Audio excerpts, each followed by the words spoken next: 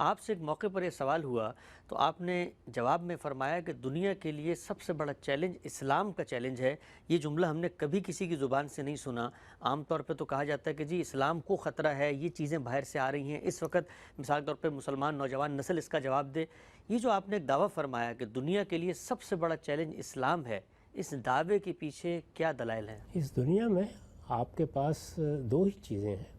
ایک یہ کہ آپ اپنے حواس کے ذریعے سے مادے کا مشاہدہ کرتے ہیں، مادے میں حیات پیدا ہوتی دیکھتے ہیں، حیات میں شعور پیدا ہوتا دیکھتے ہیں، چنانچہ اس کو آپ سمجھنے کی کوشش کرتے ہیں، اس سے آپ کے سائنسی علوم وجود میں آتے ہیں۔ لیکن انسان مادے یا حیات میں شعور کے سمجھنے تک محدود نہیں رہتا۔ وہ یہ جاننا چاہتا ہے کہ اس کائنات کی حقیقت کیا ہے۔ مادہ ہے، یہ تو ایک واقعہ ہے، آیا کہاں سے ہے؟ مادے میں شعور پیدا ہوتا ہے، یہ ایک واقعہ ہے، لیکن یہ شعور پیدا کیسے ہوتا ہے؟ اور اس سے پہلے حیات کیسے پیدا ہوتی ہے؟ یہ بڑے بنیادی سوالات ہیں۔ اب ظاہر ہے کہ ان بنیادی سوالات سے صرف نظر کر کے سائنس کا سفر شروع کیا گیا ہے۔ یعنی پہلے یہ مان لیا گیا ہے کہ یہ سوالات اس وقت ہمارا موضوع نہیں ہے۔ یہ ہو سکتا ہے کہ کبھی ہم ان کو موضوع بنائیں، لیکن اس وقت یہ ہمارا موضوع نہیں ہے۔ چنانچہ انسان نے اپنی پوری توجہ ان پچھلی 2-3 صدیوں میں اس دنیا پر مرکوز کر لی ہے۔ اگر آپ دیکھیں تو یہ جو سیکولرزم کی اصطلاح ہے، یہ وجود میں کہاں سے آئی تھی؟ اب تو اس نے بہت سے دوسرے مفاہیم پیدا کر لیے ہیں، لیکن یہ وجود میں یہیں سے آئی تھی کہ تھوڑی دیر کے لیے مذہبیات، مابعد طبیعیات کو ایک طرف رکھ کے اپنی دنیا کو تو کچھ بہتر کر لیں، اس کے معاملات تو جو اللہ تعالیٰ نے ہمیں عقل دی ہے اس کی روشنی میں سمجھ لیں۔ تو یہ چیز انسان کی توجہات کا مرکز بن گئی، یعنی انسان توجہات کا مرکز بن گیا۔ انسان کی بہبود، انسان کی بہتری، انسان کہاں رہتا ہے، اس کو کیا ماحول میسر ہے، وہاں اسے کیا سہولتیں میسر ہیں، یہ سہولتیں کیا بڑھائی جا سکتی ہیں، انسان کو جو اللہ نے صلاحیتیں دی ہیں کیا ان میں اضافہ کیا جا سکتا ہے، ساری توجہات کا مرکز یہ چیز بن گئی۔ اس کے غیر معمولی نتائج نکلے ہیں۔ یعنی آج ہم جس دنیا میں رہتے ہیں، اگر اس دنیا کو آج سے 200-300 سال پہلے کا کوئی آدمی آ کر دیکھے تو یہ واقعہ ہے کہ وہ باور نہ کرے کس دنیا میں آ گیا ہے۔ یعنی اس کے لیے یہ بالکل ایک اجنبی دنیا تھی۔ یہ وہی چیز ہے جس کو ہمارے شاعر نے اس طرح بیان کیا تھا کہ محو حیرت ہوں کہ دنیا کیا سے کیا ہو جائے گی۔ لیکن کیا جو بنیادی سوالات تھے ان میں سے کوئی سوال زیر بحث آ سکا ہے؟ اس کے بارے میں کوئی ایک بات کہنا بھی ممکن ہو سکا ہے؟ کیا اس پہ کوئی ایک قدم بھی آگے بڑھایا جا سکا ہے؟ نہیں۔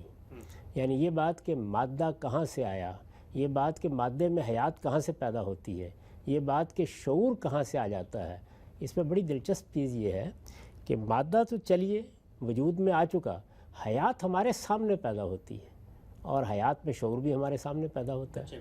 یعنی ظاہر ہے کہ ہمارے بچے ہیں، جانوروں کے بچے ہیں، زندگی وجود پذیر ہوتی ہے، ہم اس کو دیکھتے ہیں۔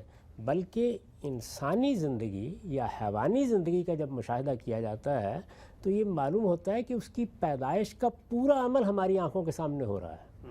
یعنی یہی خوراک کھائی جاتی ہے، یہی چیزیں ہمارے اندر جاتی ہیں، وہ فیکٹری جس میں یہ سب کچھ تیار ہو رہا ہے وہ بھی ہمارے سامنے ہے۔ ہم جب چاہیں اس کو اٹھا کر میز پر رکھ لیں اور اس کا پوسٹ مارٹم کر ڈالیں۔ یہ سب کچھ کے باوجود ہم جس جگہ پہلے دن کھڑے تھے اسی جگہ کھڑے ہیں۔ تو ظاہر ہے کہ یہ بہت بڑے بڑے سوالات ہیں۔ اب ان سوالات میں ایک سفر ہے جو انسان کر رہا ہے، وہ یہ ہے کہ ان کو فی الحال ایک طرف رکھ دیا جائے، ان سے صرف نظر کیا جائے، اور پھر بعض اوقات اپنے دل کی تسلی کے لیے یہ کہہ لیتا ہے کہ ہم نے بہت مشکلات حل کر لی ہیں اور بہت تحقیقات کر لی ہیں اور دنیا کے بڑے راز کھول لیے ہیں، ہم ایک دن یہ راز بھی کھول لیں گے اور یہ سب واضح ہو جائے گا۔ یہ سب کچھ ایک طرف رکھ کے وہ اطمینان سے اپنا سفر کر رہا ہے، اور اس سفر میں جو بڑے بنیادی سوالات ہیں، جس طرح کہ میں نے یہ تینوں سوالات سامنے رکھے، اس کے بعد جب وہ باہر کی دنیا میں دیکھتا ہے تو زمان کیا ہے، مکان کیا ہے، ٹائم کی حقیقت کیا ہے، اسپیس کی حقیقت کیا ہے، وہاں پر بھی سوائے بے بسی کے اور عجز کے اعتراف کے کوئی چیز سامنے نہیں ہوتی۔ اس میں انسانوں نے جو اپنے تخیل سے دنیایں بنائی تھیں وہ بھی ایک ایک کر کے ختم ہوتی چلی جا رہی ہیں۔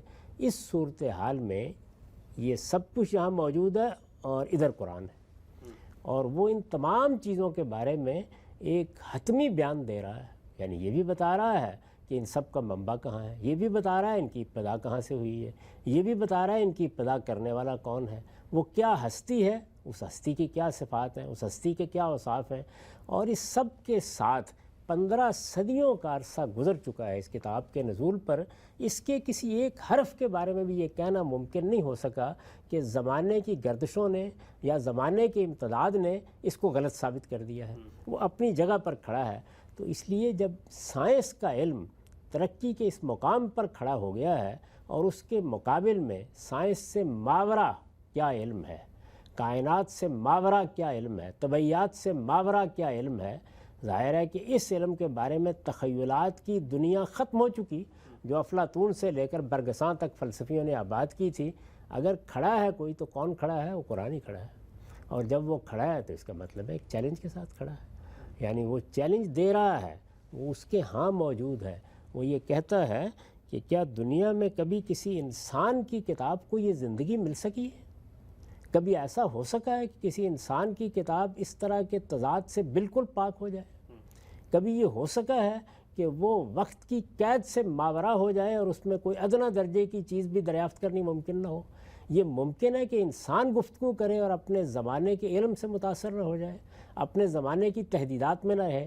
یہ ساری چیزیں ظاہر ہے کہ سوال پیدا کرتی ہیں. تو یہ سوال ہے جس کے ساتھ قرآن مجید یہ چیلنج دے رہا ہے کہ لو کان من عند غیر اللہ لوجدوا فیہ اختلافا کثیرا. اگر یہ کتاب کسی انسان کی کتاب ہوتی تو تم اس میں تضادات دیکھتے. گہرا نا یہ بات.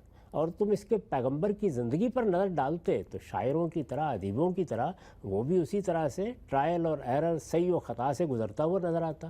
کبھی نظر آیا تمہیں؟ تو قرآن مجید یہ چیلنج دے رہا ہے اور پھر یہ کہتا ہے کہ یہ کتاب ہے اس شان کی کتاب، اس طرح دنیا کے تمام تصورات سے ماورا کتاب، اس طرح انسان کی صحیح و کاوش سے ماورا کوئی کتاب. تمہارے پاس کتاب کیا، ایک سورہ بھی ایسی ہے تو پیش کرو. اس چیلنج کے ساتھ قرآن موجود ہے. اس لیے اصل چیلنج یہی ہے جس کی طرف انسان توجہ نہیں کرتا.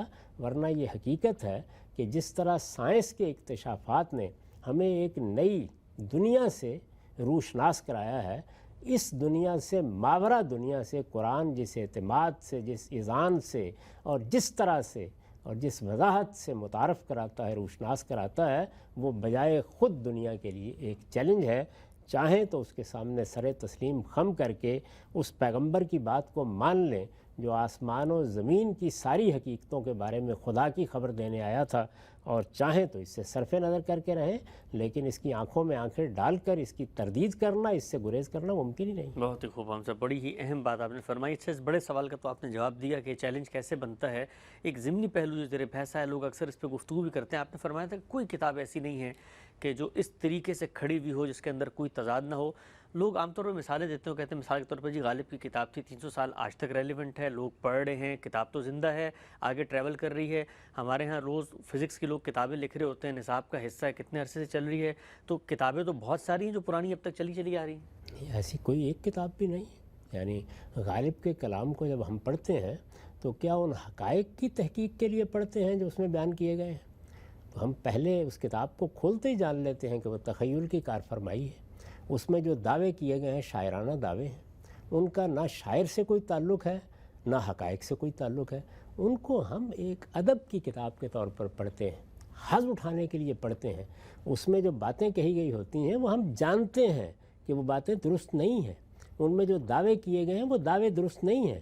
وہ انسانی شخصیت کو سامنے رکھ کر تخیل کی کار فرمائی ہے جس کا کمال ہم دیکھتے ہیں. جس کو اقبال نے بیان کیا ہے نا کہ محل ایسا کیا تعمیر عرفی کے تخیل نے، تصدق جس پہ حیرت خانہ سینہ و فارابی. تو شاعری اس کا نمونہ ہوتی ہے اور اس سے لطف بھی اسی لحاظ سے اٹھایا جاتا ہے. وہ تو ہم امرؤ القیس کو بھی پڑھتے ہیں، آج بھی پڑھتے ہیں. وہ اس لیے نہیں پڑھی جاتی کہ اس میں کوئی حقائق بیان ہوتے ہیں، نہ حقائق کے لحاظ سے اس کا جائزہ لیا جاتا ہے. ورنہ کتنے تبصرے ہیں میں بتا سکتا ہوں کہ وہ اقبال کے ہاں وہ چیزیں موجود ہیں جو اب بالکل غیر متعلق ہو چکی ہیں. مثلا وہ حقائق موجود ہیں جن کے بارے میں انہوں نے اپنے زمانے کے علم کے لحاظ سے گفتگو کی ہے. وہ چیزیں موجود ہیں جن کے بارے میں اب نئی تحقیقات ہمارے سامنے آ چکی ہیں. آپ ریکنسٹرکشن کو پڑھ لیں اس میں بھی مل جائیں گی، آپ ان کی شاعری کو دیکھ لیں اس میں بھی پڑھ لی جائیں گی.